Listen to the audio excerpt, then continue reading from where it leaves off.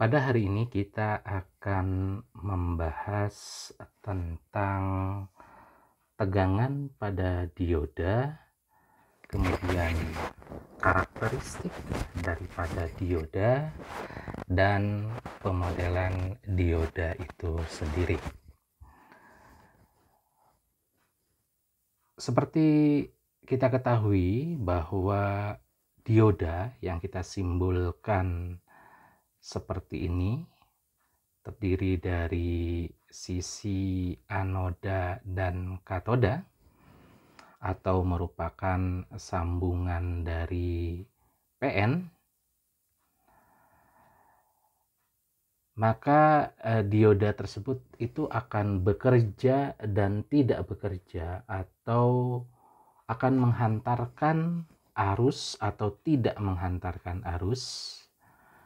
Jadi seperti yang disampaikan bahwa fungsi dioda yang paling utama itu adalah sebagai sebuah saklar yang dia katakanlah menghantarkan arus dan tidak menghantarkan arus.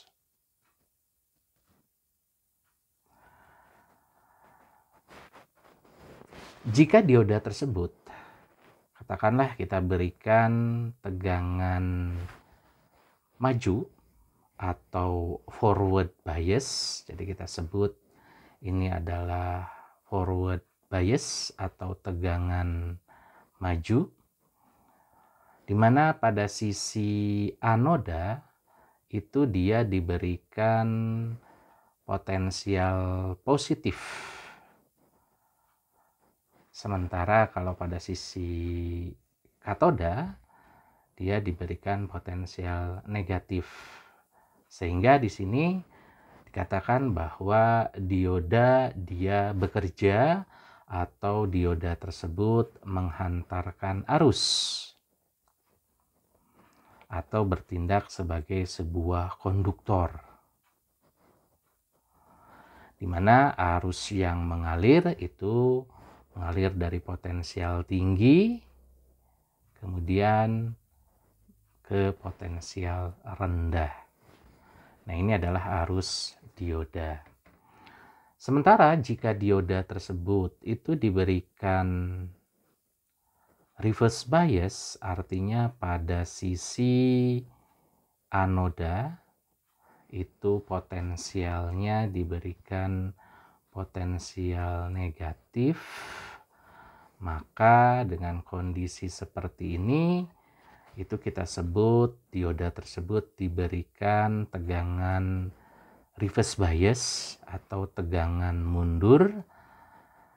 Dengan demikian, kalau dengan kondisi seperti ini, maka dioda tersebut itu dikatakan tidak menghantarkan arus atau dia bertindak sebagai isolator.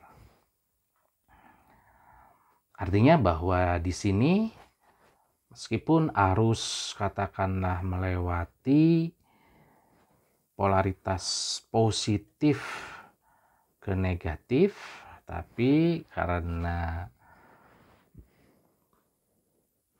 sisi katoda lebih positif dibandingkan dengan sisi anoda, maka dioda tersebut ini sama dengan 0 arusnya. Demikian pun kalau dioda tersebut katakanlah tidak diberikan tegangan apapun. Artinya kita berikan istilahnya di sini itu adalah no bias, tanpa tegangan.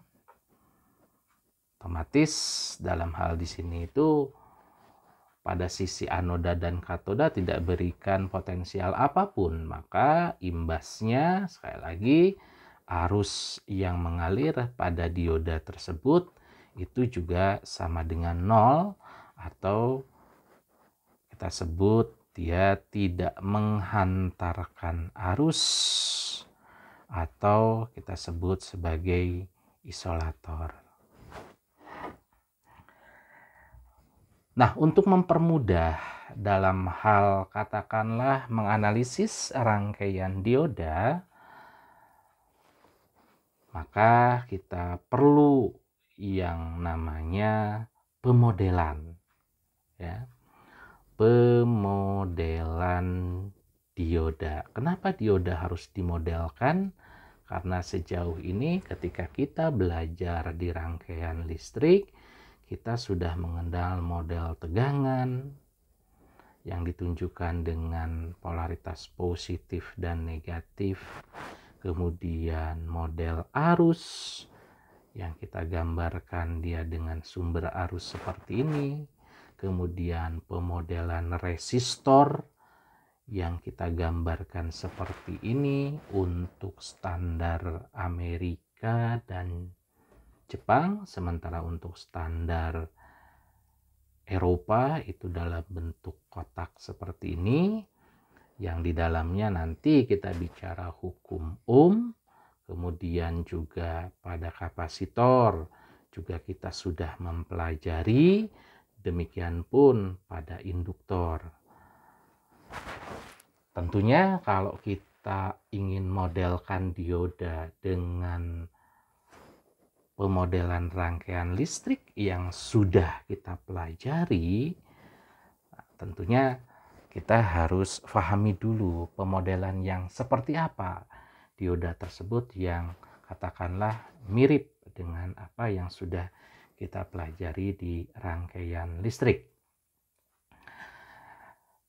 Nah, pemodelan dioda itu ada 3, jadi model dioda itu ada 3. Jadi yang pertama itu adalah kita sebut sebagai model ideal. Kemudian yang kedua itu adalah model simplified. Dan yang ketiga adalah model piecewise linear. Ketiga pemodelan ini meskipun masih sangat jauh dengan apa yang memang katakanlah yang seharusnya, yang memang kalau kita lakukan praktek di lapangan, tentu dioda tersebut itu dia mempunyai sebuah karakteristik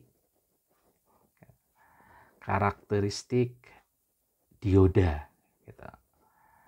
Jadi karakteristik dioda ini kalau kita gambarkan dengan menggunakan yang namanya grafik gitu ya. Saya buat grafik horizontal dan vertikalnya, di mana untuk yang horizontal representasi dari tegangan yang diberikan pada dioda tersebut.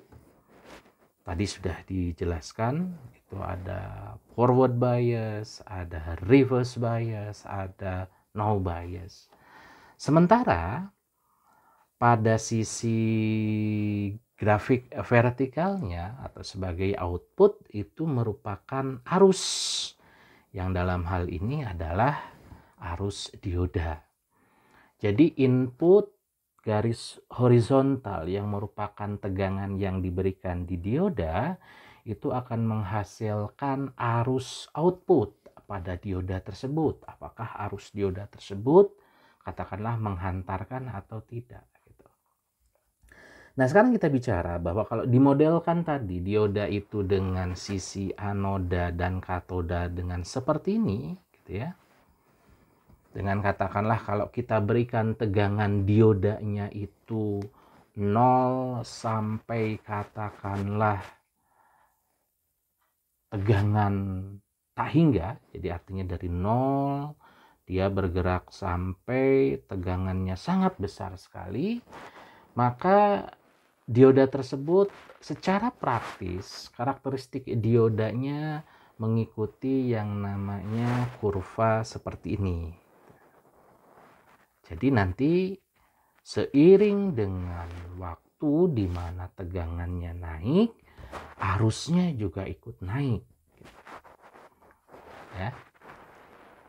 Sementara kalau misalkan kita berikan tegangan yang dia itu adalah reverse bias atau katakanlah tegangannya negatif, di mana dia itu adalah dari negatif tak hingga sampai dengan 0, maka tegangan yang muncul atau arus yang muncul, itu adalah sama dengan 0. Artinya arus yang munculnya ini ya sama dengan 0. Jadi kalau kurvanya itu seperti ini.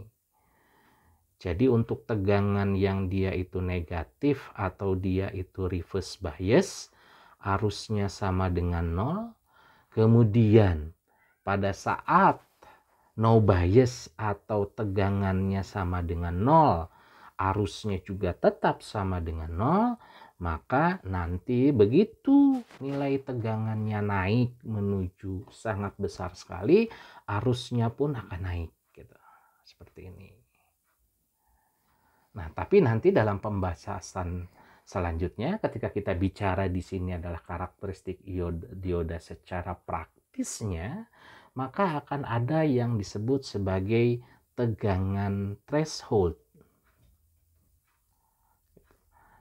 Tegangan threshold adalah tegangan batas ambang dioda tersebut adalah mulai mengalirkan arus, atau yang dikenal juga dengan tegangan cut-in. Nah, simbolnya seperti ini ya. Gitu. Jadi tegangan batas ambang saat arus pada dioda itu mengalir. Jadi biasanya karena kita bicara bahwa bahan semikonduktor sebagai bahan pembuat sambungan PN atau cikal bakal daripada dioda tersebut adalah disusun dari atom silikon dan germanium. Masing-masing dari dioda silikon tersebut itu dia punya tegangan threshold atau tegangan cut-in sebesar 0,7 volt. Sedangkan untuk germanium, dia mempunyai tegangan threshold atau tegangan cut-in sebesar 0,3 volt. Jadi sebetulnya untuk mengaktifkan sebuah dioda atau dioda tersebut katakanlah menghantarkan arus atau tidak, maka cukup dengan nilai tegangan yang kecil di bawah 1 volt. Jadi efektif sekali dioda tersebut. Jadi nggak perlu harus tegangan yang besar. Kenapa harus dengan tegangan yang kecil? Karena kalau tegangan yang besar, maka daya yang diperlukan juga harus besar. Demikian juga biaya yang dikeluarkan untuk bisa mengaktifkan dioda tersebut juga lebih besar. Jadi cukup dengan tegangan yang kecil saja.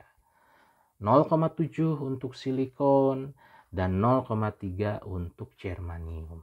Maka dia mulai arus tersebut mengalir. Dan biasanya sih diberikannya itu ditulisnya di sini ya, tegangan cut-in untuk germanium 0,3 dan di sini tegangan cut-in 0,7 untuk silikon.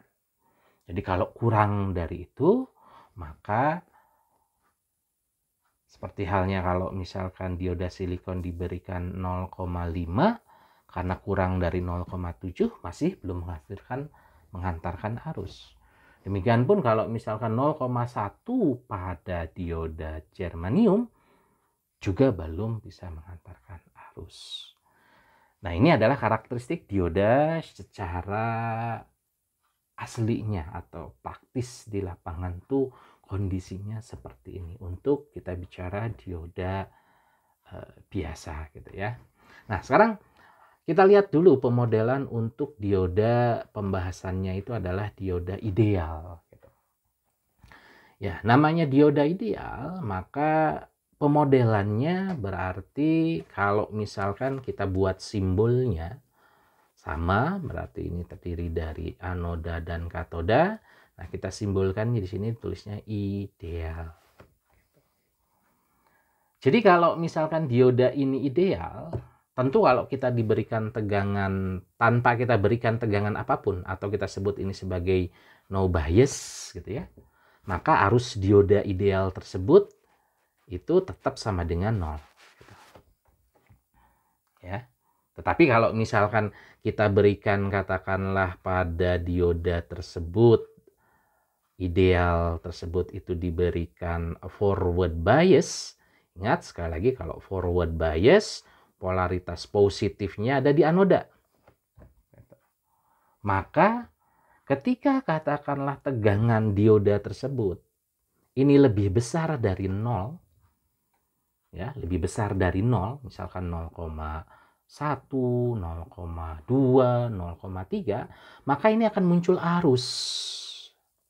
Nah, jadi arus dioda ideal, sekali lagi, dia mengalir dari anoda ke katoda. Jadi arus dioda ideal ini ada dan mengalir dari anoda ke katoda. Tolong Anda perhatikan. Ini mengalir dari anoda ke katoda.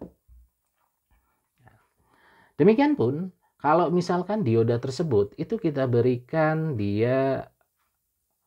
dioda tersebut katakanlah dia reverse bias, gitu ya.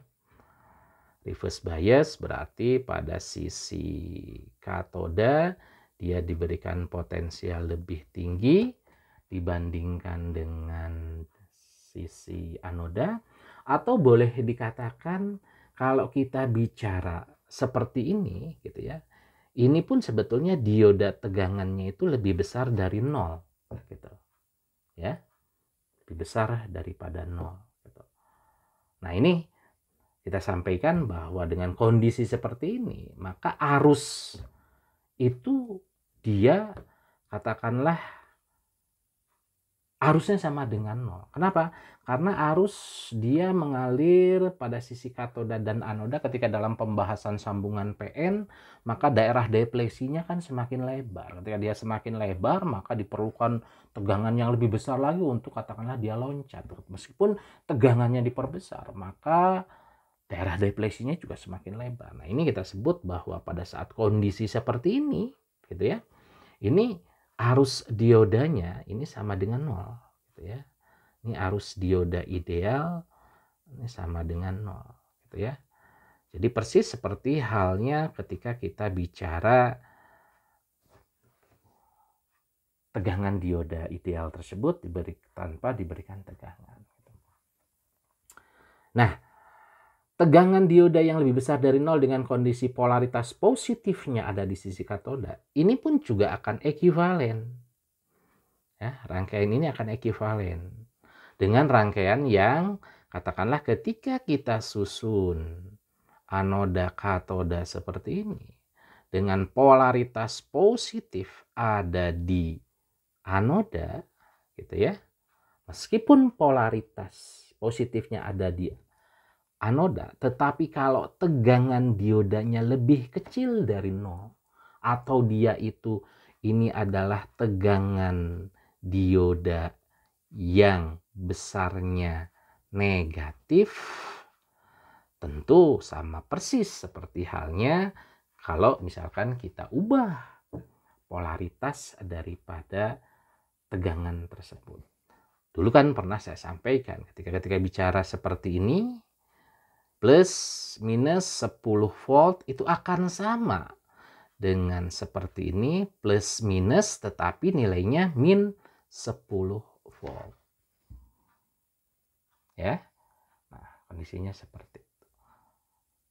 Itu untuk pemodelan dioda. Sehingga kalau kita gambarkan kurva karakteristiknya, jadi kalau kita gambar kurva karakteristik dari dioda ideal, berarti kita gambarkan dengan menggunakan tadi grafik. Di sini tegangan dioda, di atasnya arus dioda. Pada saat tegangan dioda sama dengan 0, arusnya sama dengan 0. Pada saat tegangan katakanlah diodanya lebih besar gitu ya, ya seperti ini gitu ya. Nah ini harus ngalir gitu ya, set gitu. Nah ini identik dengan kalau misalkan sebetulnya dioda tersebut itu arusnya pada saat dia lebih besar dari 0, ya anggap saja bahwa dia itu katakanlah tegangannya itu lebih besar sedikit saja ya, itu arus diodanya naik. Sementara kalau misalkan dia tegangannya negatif, maka arus diodanya juga sama dengan 0.